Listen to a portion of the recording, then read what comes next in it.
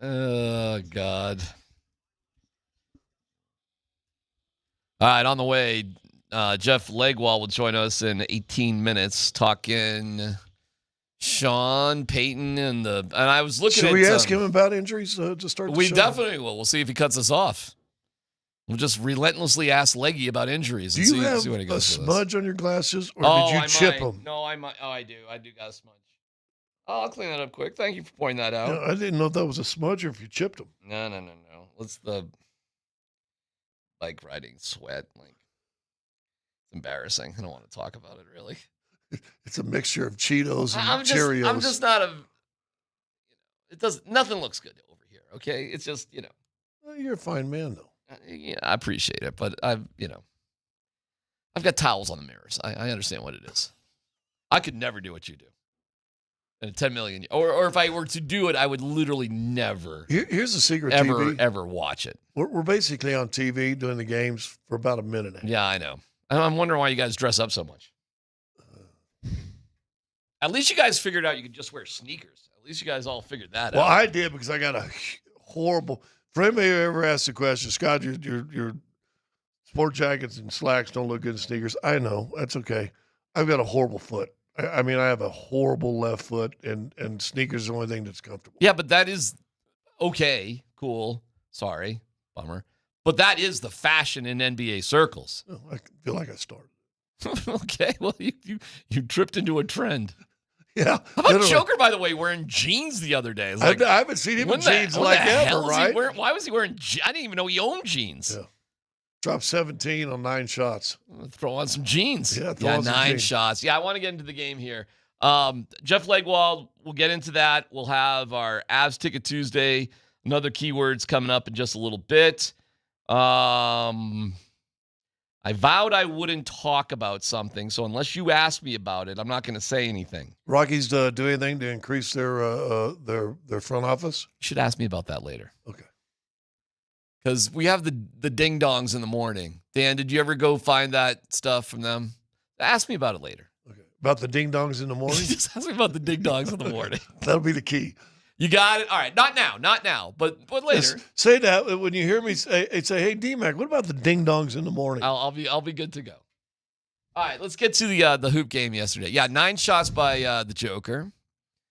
And how about some monster shots by Murray late? Does it ever surprise you how in the fourth quarter he just kind of, he kind of goes around, then the fourth quarter, if they need him, it teams more times than not, he blows up. He's always been a clutch player, and he's a world-class player. Okay? And Jamal Murray's going to make God, can you be in the Hall of Fame without being an all-star? Probably not, huh? That's probably pretty tough to do. Oh, I don't know. He's going to make an interesting case for himself by the end of his career. Can you be in the Hall of Fame without ever winning a championship? Yeah. Well, yeah, obviously you can. So what if he wins 2, say even 3? Yeah, I know. And he's, your top 2 player on the team for 12, 15 years? Here's one thing I believe about Jamal Murray. This dude loves hoops. He loves playing basketball. And he's an unbelievable competitor. He's a little surly to be around sometimes and just, whatever. Although I thought he really...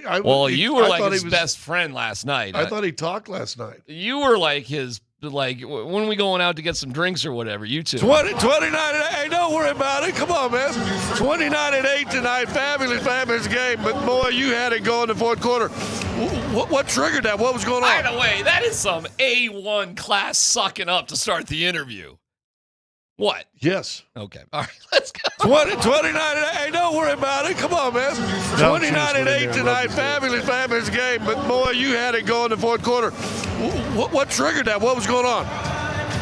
I don't know. Just kind of left open for a little bit, and I got a little rhythm. Yoke wanted me to shoot the ball, and I did that. Don't you know when you're kind of rolling, when you and the guy that jumped at you are both laughing, coming back down and going, Landell, he said, oh, man, what can I do? It's all fun and games, man. We're a brotherhood. We've been playing against each other for a long time, so it's cool to have those moments and stay competitive. Now, you guys right here, a good win for you coming off that tough loss the other night. A little bit of a break. What the heck are you going to do with 2 or 3 days off? As little as possible. Sleep and rest a little bit. Hey, where is this team at right now? we're really good. I think we're only getting better. As guys went down, more guys are stepping up and having confidence to play. So, you saw tonight, the second unit looks great, and we're moving the ball. The ball's hopping, the defense is together. So as long as we keep that up, the sky's the limit. I appreciate it. Good game tonight, man. Oh man, you guys are having fun. You guys are buddies right there. Now let me give. Can I give some broadcasting tips for the youngsters out there to listen to the show? Sure. Because I'm not a great broadcaster. Well, you know how many youngsters we have listening to us that want broadcasting tips. So yes, well, of we got course. parents who think their kids are going to want to be broadcasters. Sure. Go ahead.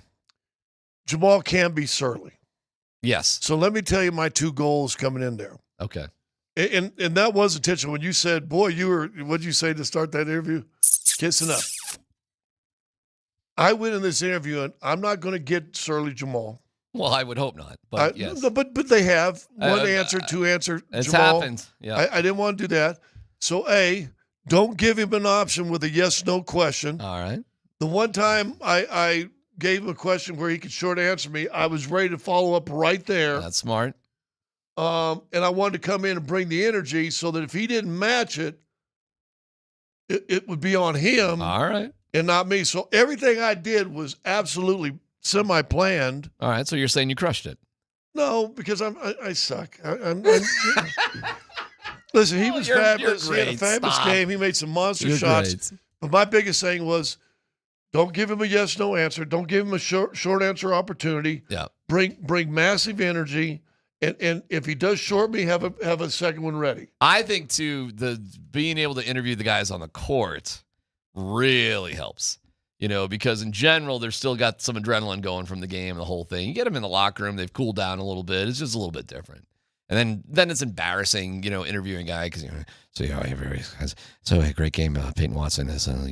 Everybody whispers in there because it's you can't kind of talk like this in the locker room.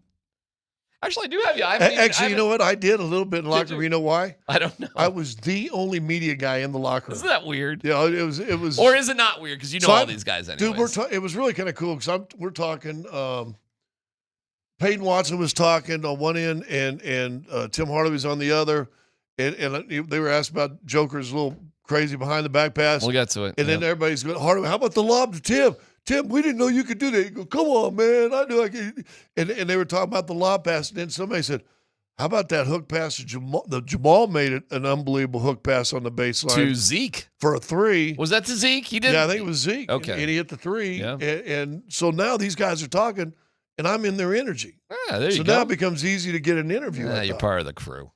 So here's you with Peyton. I have not heard this. So you and Peyton Watson, by the way, jacked up 22 shots. That's crazy. 12 threes. Hardaway comes in there and goes, wish I could shoot 12 threes. Yeah, well, Hardaway gave it a shot. He shot 7. He only hit 2. But, Scott, this was a bananas game. The 2 teams combined took 93s. The Nuggets shot 51% of 3.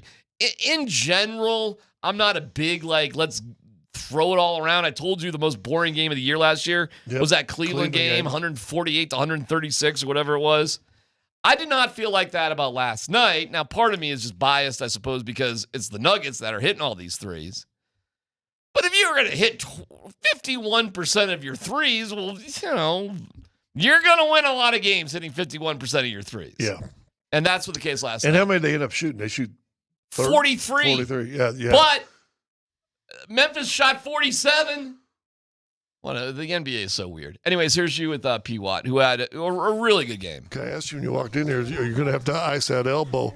Get more and more confident, not hesitating, are you? Absolutely. I mean, it's funny. great playing with these guys, finding me in my spots. And I feel like I shoot it elite from the corner. So that's something that I've been working on for a long time coming now. And I'm glad that my teammates got the confidence in me to knock them down. And here's the difference, I think you helped me, between young Peyton and now. You missed your first 2. And yet you still didn't hesitate. You got 12 threes up tonight, made 5 of them. Damn, Yeah. 12 threes? That's Career Tim high. Hardaway. Career high. Got them up. But nah, it feels good. It feels good. I mean, I feel like if I get that many looks, I got to connect on at least half of them. I feel like there was more I should have made tonight. So that's just for me to keep working on and for me to rep out in the gym. But the confidence is there, like you said. After 2 misses, that doesn't faze me. That doesn't affect me. And it also doesn't affect my teammates trying to find me. Oh, that is hysterical. Damn, 12 threes. What a game. And Joker, all right. First of all, just when you think that, these guys are human, Joker posts up from the logo with a jump shot. That was a regular shot. Yeah, I would dare people to go to their local gym, get to half court, and just put up a jump shot. It's behind us. Yeah, just go to your court, make sure it's a real half court thing, and just put up a jump shot and see how far. And it's all net. How far do you think the average person, on just a regular, we're not running, we're not hucking it up, we're not throwing it sideways, we're just taking a jump shot from half court with maybe a step. We'll give you a step. Catch and step. The new rule where if you chuck one up at the buzzer, they're not counting as a shot attempt. Yeah. Forever. That used to be the big joke even when I played. You'd always take a dribble, one extra dribble, and then you chuck it up so you wouldn't get an 0 for 1. Right. But now they changed that rule. And I said it when they made the rule. You're going to see shots like that all the time now. You're going to see it more and more because guys aren't afraid to go an 0 for 1 on their record. Because you forget how big and strong these guys really are.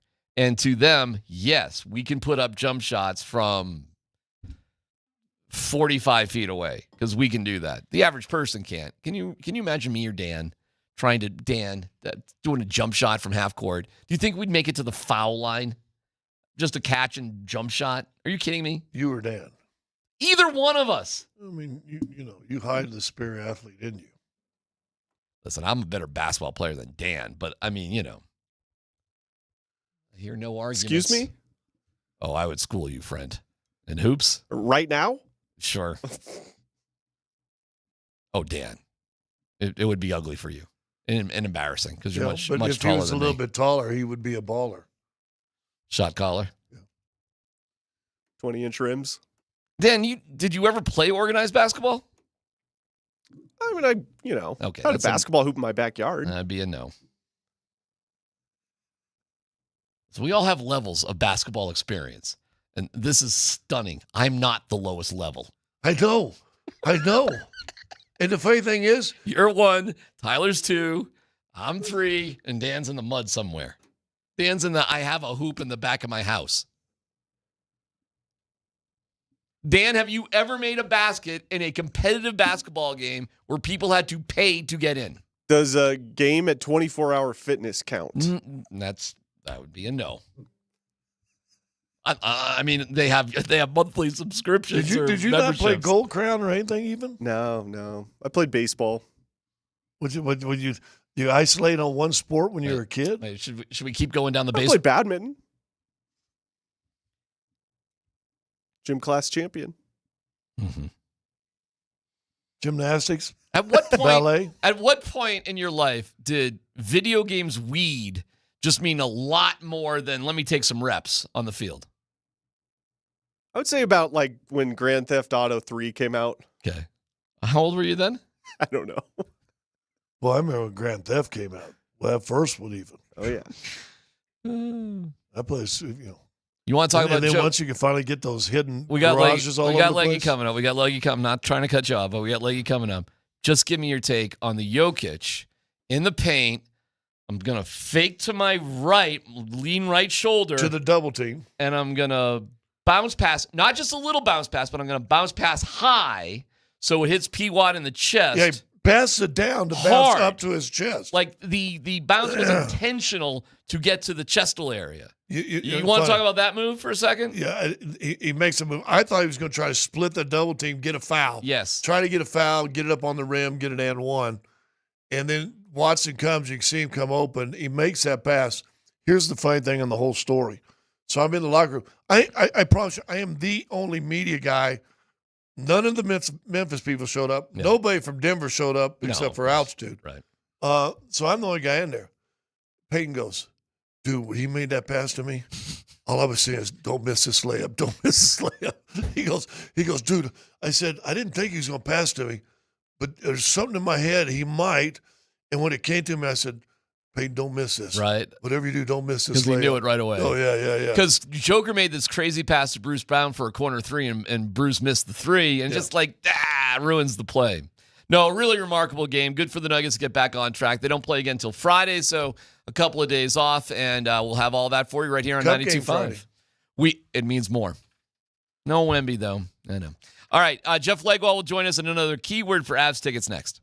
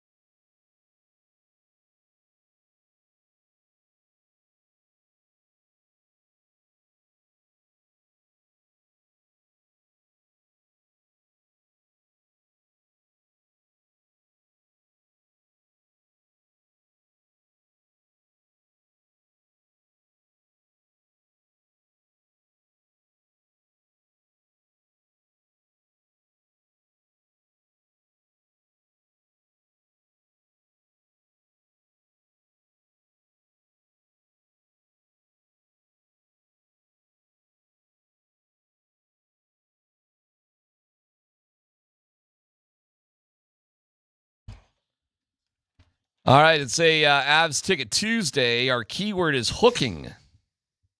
Hooking. 2 minutes for hooking. First and last name, 303-504-0925. Or 10 to 20, depends.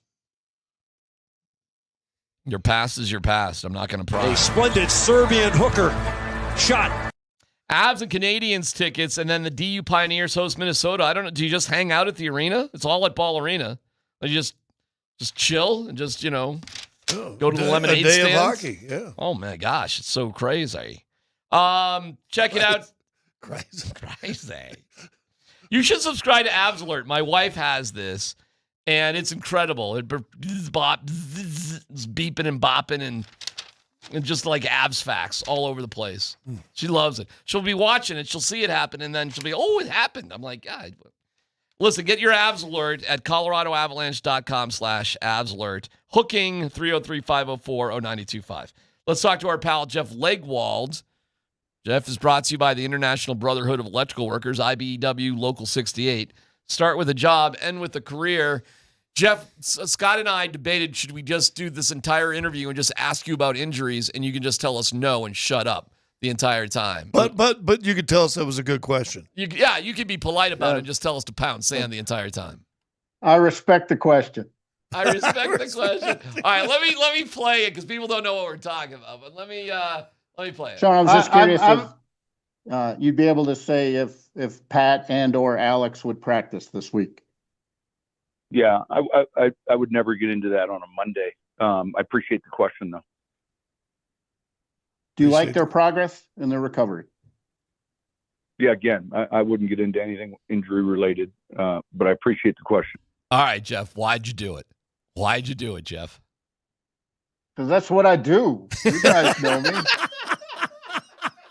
You guys have known me a long time. That's don't touch the stove. I'm touching the stove. I mean, that's just how it is. You walked around with Band-Aids on your fingers as a little kid all the time, didn't you? I actually like how you approached it, because you technically were not asking about injuries. You weren't. I've tried many a ways. Look, it's he's the best player on the team. I'm going to ask if he's going to practice. I mean, that's just. Of course. And by the way, I did do the beat writer thing, DMac. Sorry to interrupt you, but no. I did do the beat writer thing. I respected everyone's need to get items for what they're writing on after a bye week. So I waited until the end to lob that one in there in case that became the period on the end of the sentence, and it did. That ended the session. Hey, but you've had to do this too, but that's always drove me crazy, because I'm usually, when I've had to do reporter and ask question stuff at pressers, it's usually it's what's going on immediately. I'm not writing a byline, I'm not writing a story, but then somebody asks a question. On Tuesdays you guys have been doing, and Zeke Najee has been, and you're like, what does that have to do with the game today? But somebody's fishing for a story they've got to finish up.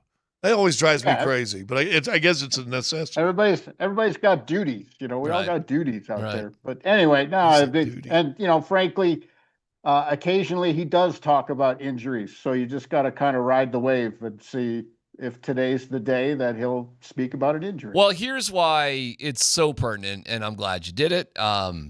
They didn't put, Atkins too, I suppose, right? But they didn't put Atkins or Surtain on IR.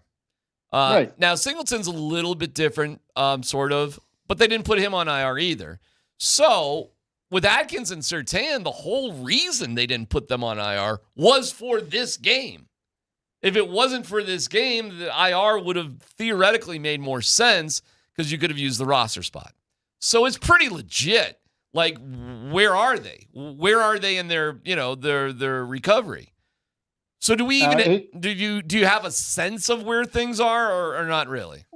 No, I mean, my understanding from talking to folks is those guys will be out there this week, but how much they'll do or any of that is still be determined. But and I, as you guys know, I always subscribe to the theory until I see it with my own eyes. That's when I see where I think a guy is in his recovery, and just kind of by where they station the player, what they do with them, you can kind of tell what the progress is. But Yeah, I still would expect one or both of those players to be, meaning Surtain and Singleton, to participate this week in some fashion. You know, I saw Surtain in the locker room after the Chiefs game, and all of those things. So I think it's all progressing toward the Plan. You know, and Singleton said himself that they were just waiting on some pathology results, and that the doctors would tell him if those were okay. He was hoping and expecting to come back within a couple of weeks.